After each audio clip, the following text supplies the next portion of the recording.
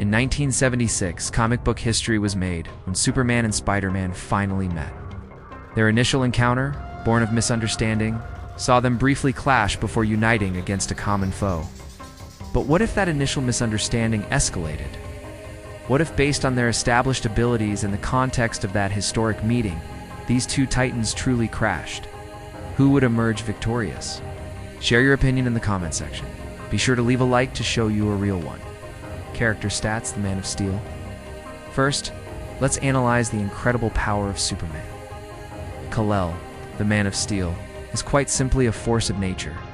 His strength is immeasurable, capable of moving planets or splitting mountains. His invulnerability makes him impervious to virtually all conventional weaponry and physical attacks. He can fly faster than the speed of light, possess super speed that allows him to perceive time in microseconds. And his senses are hyper-tuned from X-ray vision to super hearing. Furthermore, he commands potent energy attacks like heat vision and freeze breath. In a pure power contest, Superman operates on a cosmic scale. His physical stats are in a league of their own, making him one of the most powerful beings in any fictional universe. His primary weaknesses, like kryptonite and magic, are not factors in a direct physical confrontation with Spider-Man. Character stats: the Amazing Spider-Man. Now, consider the Amazing Spider-Man, Peter Parker. While he cannot rival Superman's raw power, Spider-Man possesses an extraordinary combination of abilities. His proportional strength and agility of a spider grant him superhuman physical capabilities. He can lift tons and move with incredible acrobatic grace.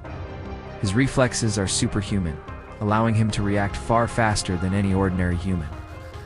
His most potent defensive stat is his precognitive spider sense, which warns him of impending danger seconds before it happens, allowing him to dodge attacks that would otherwise be impossible to avoid.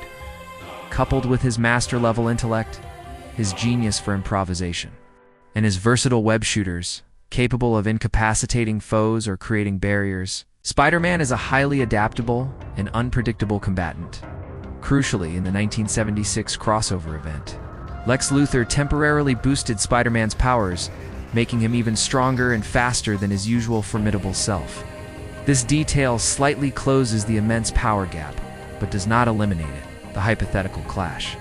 When they really crash, let's envision the scenario. Both heroes, perhaps misled by another supervillain plot, are convinced the other is a genuine threat, escalating beyond their initial skirmish in the 1976 comic.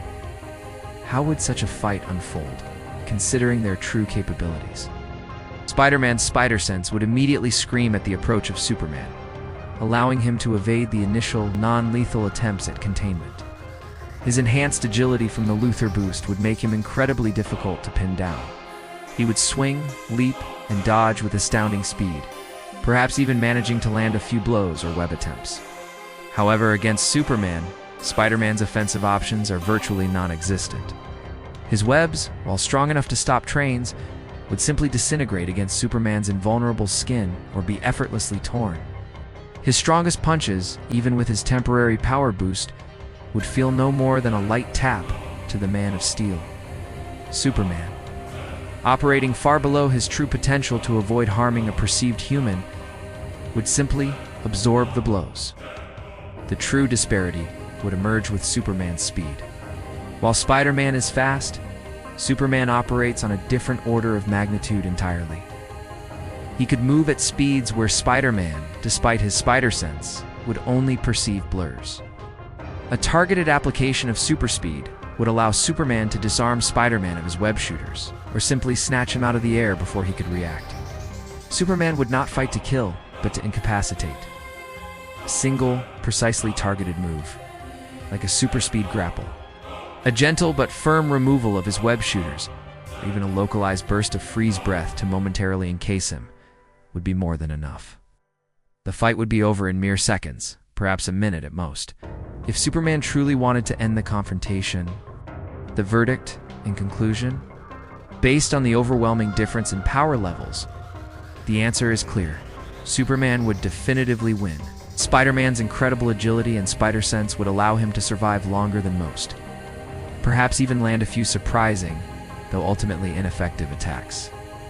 but his offensive capabilities against Superman's invulnerability are negligible. Superman's strength, speed, and durability are simply on a scale that Spider-Man cannot contend with. The fight would conclude not with a knockout punch, but with a swift, controlled incapacitation, as Superman's moral code would prevent him from using lethal force against an opponent he recognizes as fundamentally good, even if misguided. The true genius of the 1976 crossover wasn't in a definitive battle, but in the eventual team-up. It showed that while their powers might differ wildly, their heroic spirits were aligned, ultimately leading them to fight alongside each other rather than against each other, in a battle that truly mattered. Subscribe to this channel and enjoy more videos like this.